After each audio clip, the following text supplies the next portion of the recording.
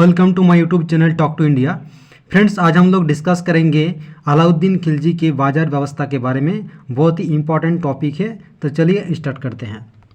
बाजार व्यवस्था 1303 ईस्वी में चित्तौड़ विजय के पश्चात अलाउद्दीन ने बाजार व्यवस्था लागू किया। इंपॉर्टेंट है, 1303 ईस्वी में चित्तौड़ विजय के पश्चात अलाउद्दीन खिलजी ने बाजार व्यवस्था लागू किया था। इसका विस्तृत विवरण बरनी के तारीख ए फिरोज शाही में मिलता है। ये भी इम्पॉर्टेंट है। बरनी के तारीख ए फिरोज शाही ग्रंथ में बाजार व्यवस्था के बारे में विस्तृत विवरण मिलता है।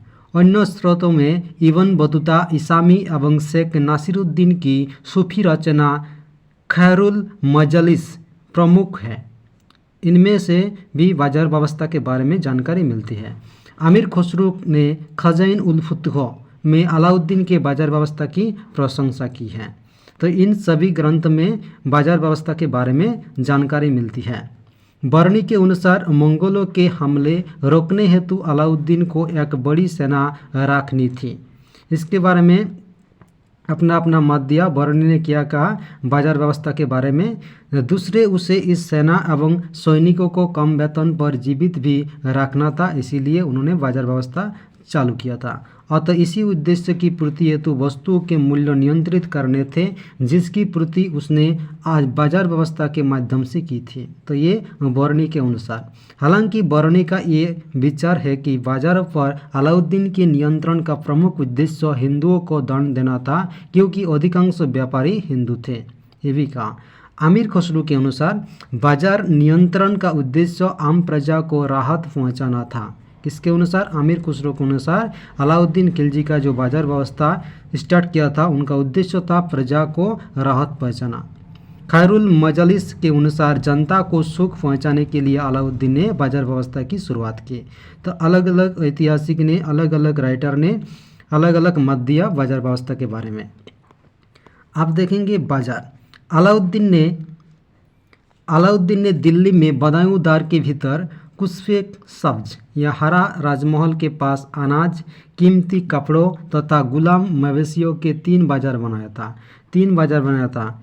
एक हच्छे बाजार फासवानाज, कीमती कपड़ों तथा गुलाम मवेशिया। इन बाजारों को सराय आदल कहा गया। इंपॉर्टेंट है, सराय आदल कहा गया इन बाजारों को, 3 बाजार को, जिसका शाब्दिक अर्थ न्याय का स्थान होता है। ध्यान ये रहे कि यह सरकारी धन से सहायता प्राप्त बाजार था। चूँकि गुलाम एवं मवेशिया का बाजार एक ही था, इसलिए बरनी इनकी कीमत साथ साथ देता है। बरनी ने उनकी कीमत तफसील में बताए हैं। इसके बाद बाजार व्यवस्था से संबंध अधिकारी कौन था? साहाना मंडी एक अधिकारी था बाजार के संबंध। बाजार का प्रमुख साहाना था और तीनों साहाना का प्रमुख साहाना ए मंडी होता था। ये इम्पोर्टेंट है। अलाउद्दीन ने इस पद को मालिक कबूल की नियुक्ति की थी। साहाना मंडी के पद पर मालिक कबूल की नियुक्ति किया था अलाउद्दीन खिलजी ने। इम्पोर्टेंट है। उसके निम्नलिखित कार्य थे। क्या क्या काम करते थे? वह सौदागरों का रजिस्टर रखता था। सभी व्यापारियों को साहाना मंडी के कार्यालय में स्वयं को पंजीकृत करना पड़ता था। वो दुकानदारों एवं कीमतों पर सख्त नियंत्रण रखता था। वो न्याय का भी कार्य करता था। साहाना मंडी जब न्याय का कार्य करता तब वो सराय आदल कहलाता था। साहाना मंडी जब न्याय का कार्य करता था तब उसे क्या कहा जाता था? सराय आदल। इम्पोर्टेंट है। उसका न्याय कठोर शारीरिक दंड पर आधारित था। उसके बाद दीवान ए रियासत, वाणिज्य मंत्री को दीवान ए रियासत कहा जाता था। बाजार व्यवस्था का सर्वोच्च अधिकारी था दीवान ए रियासत। इम्पोर्टेंट है। अलाउद्दीन ने इस नवीन पद का निर्माण किया, जिस पर पहली नियुक्ति मालिक याकूब की हुई। वेरी वेरी इंपॉर्टेंट है कि दीवान ए रियासत पद में सर्वप्रथम नियुक्ति किसका हुआ था? मालिक याकूब का। याकूब पहले नजीर था। पहले कौन पद में था? याकूब नाजिर पद में। नाजिर यानी नाप तोल का अधिकारी था। इसी के साथ अलाउद्दीन ने याकूब को मुहतसिब यानी सेंसर का भी पद दिया था। एक ही साथ मुहतसिब और नाजिर। महत्वपूर्ण है कि अलाउद्दीन खिलजी की बाजार व्यवस्था को सफल बनाने का श्रेय उसी ही प्राप्त है। तो बाजार व्यवस्था को सफल बनाने किसका हाथ था? महत्वपूर्ण हाथ था मालिक याकूब का। इम्पोर्टेंट है। दीवान ए रियासत का कार्य व्यापारी वर्ग पर नियंत्रण रखना तथा आर्थिक नियमों को लागू करवाना था इनका काम। साहाना ए मांडी की सहायता के लिए कुछ और अधिकारी नियुक्त होती थी, जिनमें से एक है बरिद। गुप्तचर का प्रमुख को बरिद कहा जाता था। मुनहियान या मुनही ये जासूस का काम करता था। यह घरों में प्रवेश कर गौनों अवरोधों की भी रोक सकता था। मुहतसिब ये जनसाधारण के आचार का रक्षक तथा देखभाल करने वाला अधिकारी था। मुहतसिब ये भी बाजारों पर नियंत्रण रखता था और नाप तोल का निरीक्षण करता था। तो ये इम्पोर्टेंट है, बाजार व्यवस्था से जुड़ा हुआ पदाधिकारी था। बरीद, मुनहियान, ये मुनही, मुहतसिब, ये इम्पोर्टेंट है। परवानाविस व्यापारियों को फार्मेट जारी करता था। परवानाविस इम्पोर्टेंट है। अलाउद्दीन खिलजी की बाजार व्यवस्था से संबंधित अंतिम अधिनियम इसी की नियुक्ति एवं अधिकारों से संबंधित है। इम्पोर्टेंट है। कोई भी वस्त्र, चाहे वो किरिबास सूती वस्त्र हो या खुज्जे दिल्ली में बना रस्मी वस्त्र हो, बिना परवानाविस के अनुमति के बिना नहीं बिकेगा। परवानाविस का अनुमति अलावा इनका बिकने में कोई अधिकार नहीं था। बाजार व्यवस्था पर बराबर सिद्धांत यानी प्रगतिशील उत्पादन लागत सिद्धांत पर आधारित थे, जिसके कुल 7 नियम थे, जो निम्नलिखित है दिया गया 7 नियम। पहला है, पहले और सबसे कठिन नियम के तहत सभी वस्तुओं के दाम निश्चित किए गए थे। भरने के अनुसार अनाज मंडी में कीमत की स्थिरता इस योग्य एक अनावश्यक घटना थे। गेहूँ 7.5 जितल पर मन, चना या चावल 5 जितल पर मन, जौ 4 जितल पर मन, बढ़िया घड़े 100 से 120 टंका, 1 मन यानी 40 सेर, 1 टंका यानी 48 जितल। तो कुल 5 अधिनियम सबसे संबंधित थे। प्रथम अधिनियम के तहत सराय आदल का निर्माण। दूसरे अधिनियम के संदर्भ में वर्णी कुछ वस्तुओं की सरकारी मूल्य सूची देता है। और तीसरे अधिनियम व्यापारियों के पंजीकरण से संबंधित था। ये इंपॉर्टेंट है। प्रथम अधिनियम तहत सराय आदल का निर्माण होता था। दूसरे अधिनियम के संदर्भ में वर्णी कुछ वस्तुओं के सरकारी मूल्य सूची देता है। और तीसरा अधिनियम व्यापारी का पंजीकरण से संबंधित था। और चौथा अधिनियम मुल्तानी व्यापारियों से संबंधित था तथा 5वां अधिवेशन परवानविस की नियुक्ति और अधिकार से संबंधित था। अलाउद्दीन ने नियम बनाया था कि बढ़िया घोड़े सिर्फ राज्यों को ही बेचे जाएंगे। घोड़े का दलाल म्यानगर्त दलाल कहलाता था। बरनी उनको तथा मध्यस्थ को बाजार का राजा कहता था। समुद्र के रास्ते आने वाले घोड़े दराई तथा मध्य एशियाई घोड़े बालादस्ती कहलाते थे। इम्पोर्टेंट है। अलाउद्दीन कपड़ा व्यापार करने वाले मुल्तानी व्यापारियों का अग्रिम धन अर्थात बेराज्यों के पैसे से व्यापार करते थे। हिंदू व्यापारियों का 10% और मुस्लिम व्यापारियों का 5% कर देना पड़ता था। इम्पोर्टेंट है। दूसरा नियम, मालिक कबूल उलूग खानी को गल्ला मंडी का नियंत्रक नियुक्त किए जाने था। तीसरा नियम, सरकारी गोदामों में गल्ला एकत्रित करने से संबंधित था। चौथे नियम के अंतर्गत गल्ले का परिवहन करने वाले मालिक कबूल के अधिकार में रखे गए थे। 5वें नियम से मुनाफाखोरी का कठोरता से निषेध किया गया। 6ठे नियम द्वारा सभी अधिकारियों को सूचित किया गया कि वे किसानों द्वारा व्यापारियों के मल्ला नगद मूल्य पर दिलवाने दवा उससे घर का ना जाने दे। 7वें नियम के अनुसार सुल्तान को प्रतिदिन गल्ला मंडी से संबंधित रिपोर्ट 3 स्वतंत्र कर्मचारियों साना मंडी, बरीद एवं मुन्ही से प्राप्ति का उल्लेख था। जमींदारों पर रोक लगाया गया। सभी बाजारों का पंजीकरण करा गया। कोई भी व्यक्ति, किसान या व्यापारी किसी भी वस्तु का संग्रह नहीं कर सकता था। राज्यों ने अपने गोदाम बनवाए और सार्वजनिक वितरण प्रणाली लागू किया था। इम्पोर्टेंट है। सार्वजनिक वितरण प्रणाली किसने लागू किया था? अलाउद्दीन खिलजी ने। ऐसा करने वाला अलाउद्दीन पहला सुल्तान था। इब्न बतूता ने अलाउद्दीन खिलजी द्वारा संग्रहित चावल को 1334 ईस्वी में खाया था। इम्पोर्टेंट नहीं है तो याद रख लीजिए। बरनी के अनुसार वर्षा की अनियमितता होने पर भी उसके काल में दिल्ली में कभी अकाल नहीं पड़ा। इम्पोर्टेंट है, वेरी वेरी इंपॉर्टेंट है। मेरठ से लेकर कड़ा के क्षेत्रों के खालसा भूमि बदल दिया गया। नियम बताया गया कि भू राजस्व सीधे केंद्रों को जाएगा। दोआब क्षेत्र किसी को इख्तियारी के रूप में नहीं दी जाएगी। अलाउद्दीन खिलजी के समय सर्वाधिक खालसा भूमि का विस्तार हुआ। ये भी इंपॉर्टेंट है। अलाउद्दीन खिलजी के समय सर्वाधिक खालसा भूमि का विस्तार हुआ और ये भी इंपॉर्टेंट है। बरनी के अनुसार वर्षा की अनियमितता होने पर भी उसके काल में दिल्ली में कभी अकाल नहीं पड़ा। मोटे तौर पर बरनी बाजार व्यवस्था के संबंध में आलोचनात्मक रुख अपनाया है, जबकि इसामी नहीं। बरनी के अनुसार एक ऊँट एक जितल का था, परंतु वो एक जितल था किसके पास? ये भी इम्पोर्टेंट है। वो जनता की मुद्राहीनता बताता है बरनी। अलाउद्दीन खिलजी की बाजार व्यवस्था का प्रसार क्षेत्र कहाँ तक था, इस पर इतिहासकारों के मतभेद नहीं है। कुछ के अनुसार बाजार व्यवस्था केवल दिल्ली में ही प्रचलित थी, तो वही कुछ इतिहासकारों का मानना है कि यह संपूर्ण साम्राज्य में लागू थी। उनका तर्क है कि वो व्यवस्था मुख्यतः सैनिकों के लिए लाई गई थी और सैनिक तो संपूर्ण साम्राज्य में तैनात था। वस्तुस्थिति क्या थी, हम निश्चित रूप से ही कुछ नहीं कर सकते। बाजार व्यवस्था का एक दोष ये भी था कि वो एक व्यक्ति आधारित योजना थी और जब व्यक्ति चला गया तो वो योजना भी चली गई। अतः अलाउद्दीन की बाजार व्यवस्था उसकी मृत्यु के साथ ही समाप्त हो गई थी। इस व्यवस्था में उपभोक्ता वर्ग को लाभान्वित किया गया जबकि उत्पादक वर्ग का हतोत्साहित हुआ था। अन्य कुछ आर्थिक सुधारे। भू-राजस्व नीति इनका क्या था? अलाउद्दीन दिल्ली सल्तनत का पहला सुल्तान था जिसने राजस्व संबंधी नियमों में सुधार किया था। अलाउद्दीन खिलजी के भू-राजस्व सुधारों को बरनी गरीब बनाम आमिर की संज्ञा देता है बरनी ने। वही मोहम्मद हबीब महोदय ने इसे ग्रामीण क्रांति के रूप में परिभाषित किया। अलाउद्दीन की कृषि एवं भू-राजस्व नीति की सफलता का श्रेय नायब वजीर सर्फकाइनी को जाता है। इम्पॉर्टेंट है, सर्फकाइनी को जाता है। उसने अलाउद्दीन की इस नीति को इतनी कड़ाई से लागू किया कि बरनी को कहना पड़ा, अब से लोग राजस्व विभाग के अधिकारियों को जर से भी बुरा समझने लगे और अपनी पुत्री का विवाह उनसे नहीं करते थे। अलाउद्दीन ने भू-राजस्व के क्षेत्र में जो सुधार किए वे निम्नलिखित है। उसने मिल्क, बख एवं इदरगात को जब्त कर खालसा भूमि में बदल दिया। इम्पॉर्टेंट है, मिल्क, बक और इदरगात को खालसा भूमि में परिवर्तित कर दिया था। मसावत प्रणाली क्या था? अलाउद्दीन खिलजी पहला सुल्तान था जिसने भूमि की पैमाइश यानी माप कराकर लगान वसूलना प्रारंभ किया। वेरी वेरी इंपॉर्टेंट है।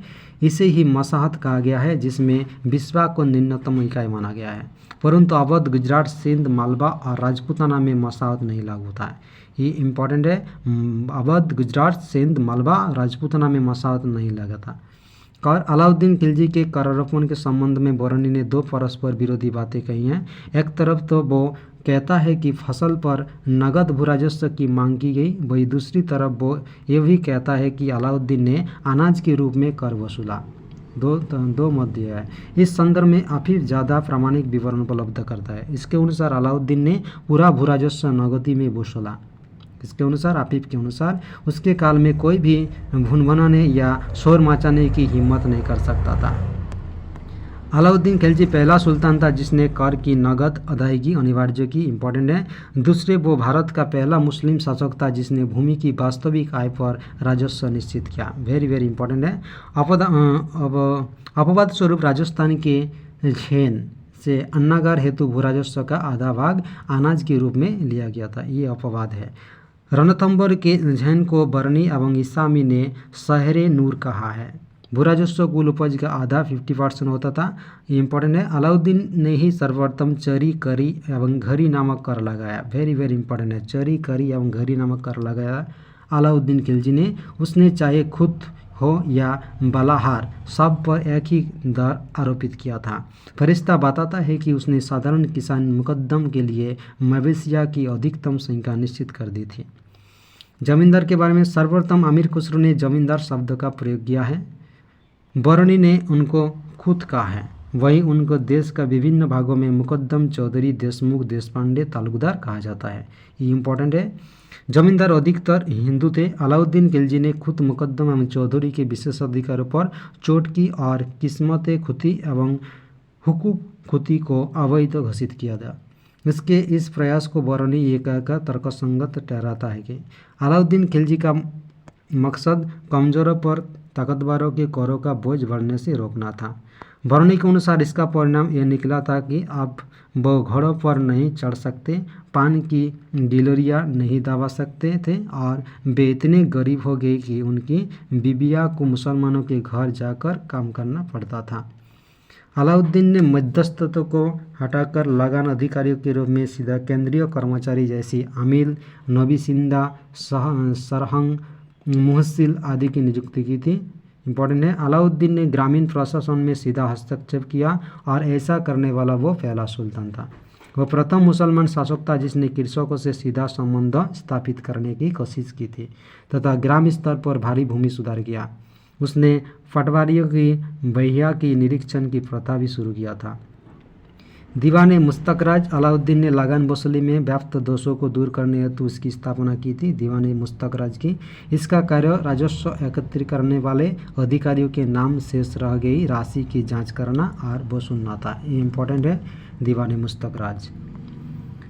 सैन्य सुधार के बारे में, अलाउद्दीन खिलजी पहला सुल्तान था जिसने अपने सैनिकों को नकद वेतन दिया। इंपॉर्टेंट है, उसने इक्ता का आवंटन बंद करा दिया। एक अस्पा सैनिक जिसके पास एक घोड़ा होता था 234 टन का वार्षिक पाता था।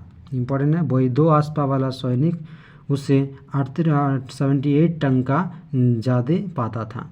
घोड़ा का दागने एवं सैनिकों के हुलिया रखने की सर्वप्रथम अलाउद्दीन ने किया है। उपरोक्त प्रक्रिया से गुजरने वाले सैनिकों को सरकारी भाषा में मुरत्तब कहा जाता था। अलाउद्दीन ने राजधानी केंद्र में बड़ी एवं स्थायी सेना रखी थी। बलबन के काल में केंद्रीय सेना 2 लाख की तो अलाउद्दीन ने उसे बढ़ाकर 3 लाख कर दिया। उसने खुम्स या माल ए गनीमह लूट का धन को उलट कर दिया था, जहां वो पहले 80/20 जहाँ उनसे अलाउद्दीन 80% यानी 4/5 भाग एवं राज्यों को एवं 20% सैनिकों का निर्धारित किया था। पहले 20% शासक पाता था और 80% सैनिक पाता था, इसको उल्टा कर दिया था। अलाउद्दीन खिलजी का राजत्व, अमीर खुसरो तारीख आलाई में अलाउद्दीन के राजत्व का प्रतिपादन किया है। इसमें उन्होंने अलाउद्दीन का विश्व का सुल्तान, युग का विजेता, जनता का चरावा, पृथ्वी के शासकों का सुल्तान कहा है। अलाउद्दीन के राजत्व की मुख्य विशेषताएं धर्म एवं राजनीति का पृथ्वीकरण, निरंकुशता के सिद्धांतों को प्रबल बनाना, साम्राज्यवाद एवं राज्य हित की प्राथमिकता थी। बलबन की कुलीनतंत्रता एवं जातीयता की नीति को अलाउद्दीन ने अस्वीकार कर दिया था। शाही दरबार लगाने के लिए अलाउद्दीन काली छतरी एवं काले मंडप का प्रयोग होता था। धर्म के बारे में, तथापि अलाउद्दीन ने यामीन उल खिलाफत नासिर अमीर उल मोमिन, ये इंपॉर्टेंट है, खलीफा का दायां हाथ या खलीफा का नायक की उपाधि दी।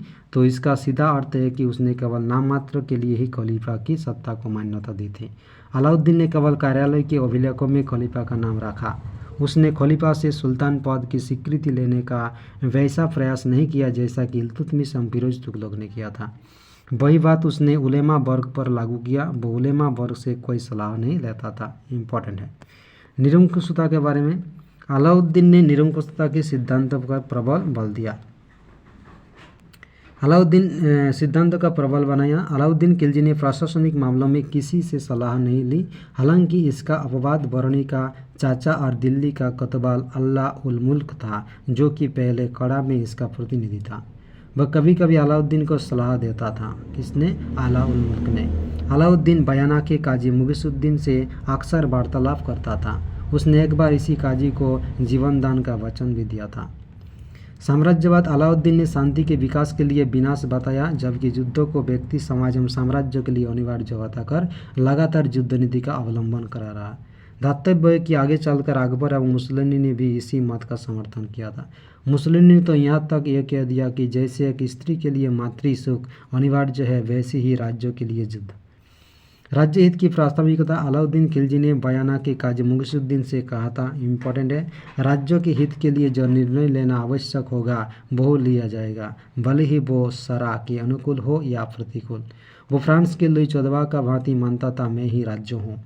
अलाउद्दीन की योजना एक नया धर्म चलाने की थी, ताकि उसे सांसारिक एवं आध्यात्मिक दोनों स्थितियों में सर्वोच्च स्थिति प्राप्त हो जाए। दूसरे, वो सिकंदर मोहन का अनुसरण कर विश्व विजय करना चाहता था। उसने सिकंदर द्वितीय की उपाधि भी धारण की थी, परंतु किसके? अलाउल मुल्क के समझाने पर उसने दोनों योजनाएं त्याग दी थी। अन्य कुछ महत्वपूर्ण उपलब्धियां, अलाउद्दीन खिलजी पहला सुल्तान था जिसने वेश्यावृत्ति रोकने का प्रयास किया था। इंपॉर्टेंट है, इसने आदेश दिया कि नगर की समस्त वेश्याएं एक निर्धारित अवधि के भीतर विवाह कर ले। मुगल काल में औरंगजेब ने भी वेश्यावृत्ति का विषेध किया। अकबर ने वेश्याओं को शहर से हटाकर शैतानपुर नामक शहर बसाया था। इंपॉर्टेंट है, अलाउद्दीन ने वृत्ताकार अलाई किला एवं कुश्के सिरी बनाया, जिसमें 7 द्वार थे। इंपॉर्टेंट है, अलाई किला और कुश्के सिरी। मार्शल ने इसके द्वार निर्मित अलाई दरवाजों को इस्लामी स्थापत्य खजाने का सुंदर नक्काह है। अलाई दरवाजा प्रारंभिक तुर्की स्थापत्य का सुंदरतम तथा सर्वोत्कृष्ट नमूना माना जाता है। फरिश्ता के अनुसार अलाउद्दीन खिलजी के पास गुलामों की संख्या 5000 थी, उसने 70,000 कारीगरों की धवनों आदि के नियोजित किया। उनकी केंद्रीय सेना में 4,75,000 की अवसर हुई थी।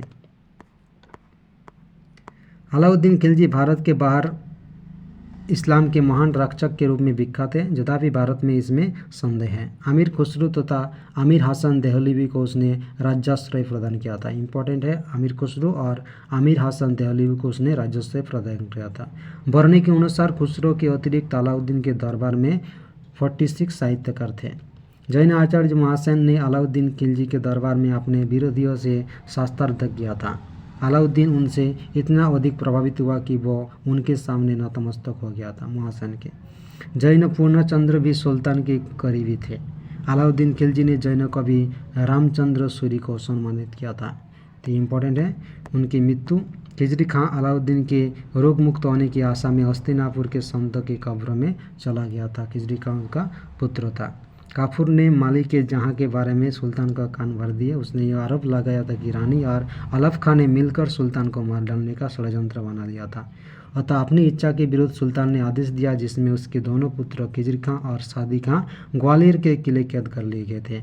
अलफ खां और उसके भाई निजामुद्दीन को काफूर ने प्रताड़ना देकर मार डाला था। बरनी के अनुसार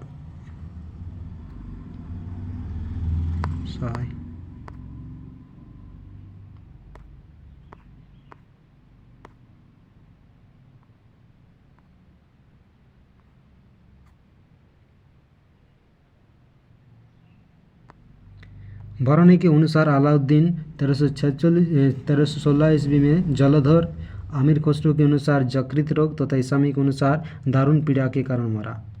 उसे दिल्ली की जामा मस्जिद के सामने एक कब्रगाह में दफन कर दिया गया। तो ये था इम्पोर्टेंट, और कुछ इम्पोर्टेंट नहीं। Thank you.